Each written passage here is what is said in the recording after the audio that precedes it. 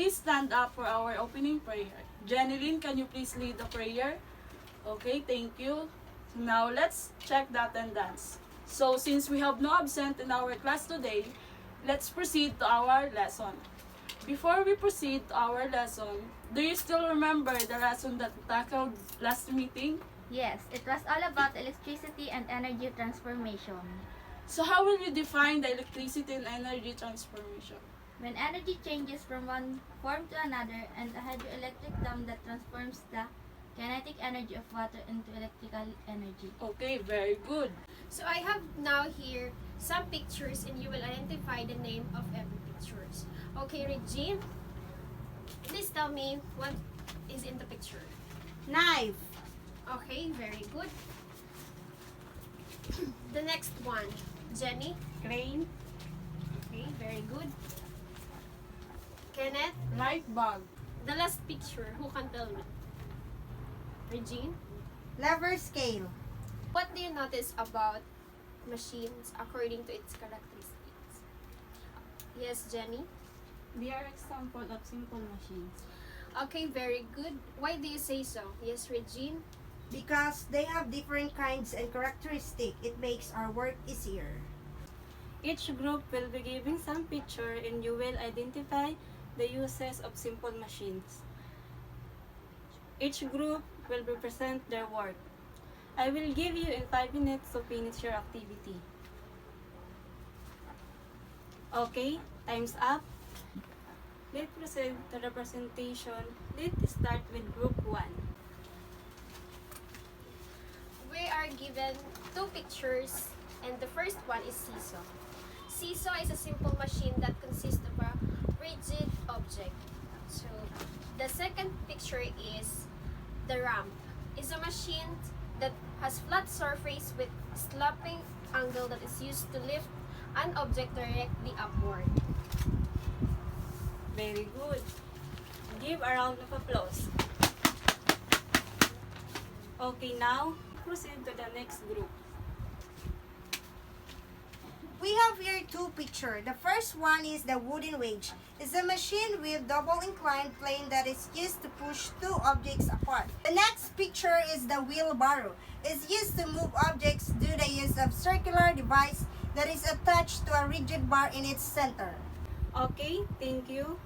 All of your answers are correct because seesaw, ramp, wooden wedge, and wheelbarrow are sample of simple machine. And they can help us to work with ease and comfort.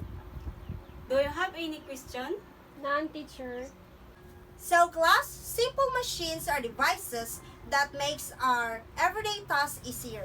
Even the small things like knives, scissors, and bottle openers are also a machine. Us to do work in many ways. It can transfer force from one place to another.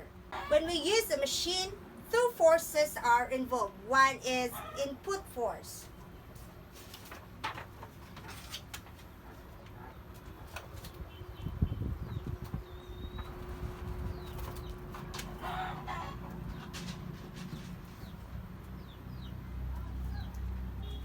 Input force, which is the force we applied on the machine. And the second one is the output force.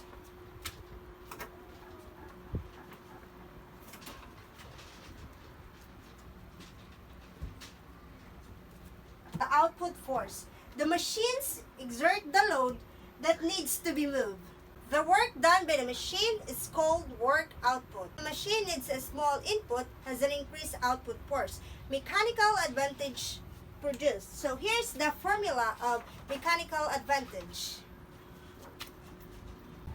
The mechanical advantage is a number that tells us how many times a simple machine multiples the effort force.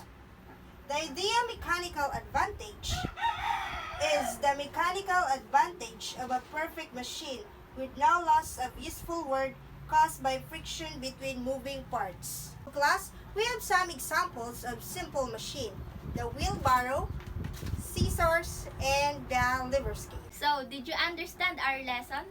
Yes, teacher. Okay, if you understand our lesson, can you tell me what are the two forces involved using machines? Regine? The two forces involved are the input force and the output force. Okay, very good. Okay, very good. And what do we call when our work is done using machine? Kenneth? Work output. So also, by calculating the mechanical advantage, this is the formula that we are going to use. We will divide the output force by input force so we can get the mechanical advantage result. Before we enter discussion, we will have an activity to test if you really understand our discussion for today. Is that okay, class? On a sheet of paper, you will define each different types of simple machines. I will give you the pictures, and after 10 minutes, you will discuss it in front. I have the choices here, and all you can do is tell me what is the simple machine is.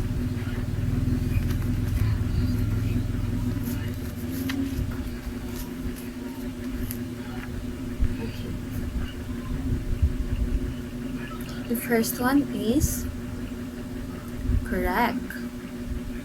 Letter A. The second one is correct. Letter C. Wedge. The last one is correct. Letter B. Inclined plane. So let's continue our discussion next meeting. We will discuss the different types of simple machines and their uses. So for your assignment,